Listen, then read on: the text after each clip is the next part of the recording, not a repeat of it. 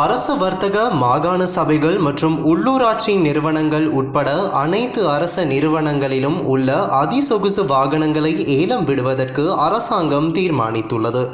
இதன்படி நிதி அமைச்சின் செயலாளர் மஹிந்த ஸ்ரீவர்தன, அமைச்சின் செயலாளர்கள் உட்பட அனைத்து அரச திணைக்களங்களும் சொகுசு வாகனங்களின் அதிக என்ஜின் திறன் மற்றும் வருமான விவர அறிக்கையை எதிர்வரும் மார்ச் 1 முன்னர் சமர்ப்பிக்க வேண்டும் என சுற்றறிக்கை மூலம் தெரிவித்துள்ளார்.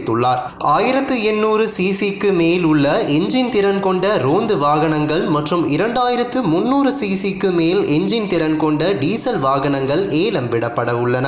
இவ்வாறு ஏலம் விடப்படும் வாகனங்களை எந்த அரச நிறுவனமும் வாங்கக்கூடாது என்றும் சுற்றறிக்கையில் கூறப்பட்டுள்ளது. பொது சொத்துக்கள் முறைகேடு மற்றும் துஷ்பிரயோகங்களை தடுப்பதற்கும் அரசாங்கத்தின் வினைத்திறனான பயன்பாட்டினை உறுதி செய்வதற்கும் அனைத்து அரசாங்க வாகனங்களையும் ஆவணப்படுத்துதல், பராமரித்தல் மற்றும் முறையான பயன்பாட்டிற்கு அறிக்கை செய்வது அனைத்து அரச நிறுவனங்களின் தலைவர்களின் கட்டாய பொறுப்பாகும் என சுற்றறிக்கையில் குறிப்பிடப்பட்டுள்ளது.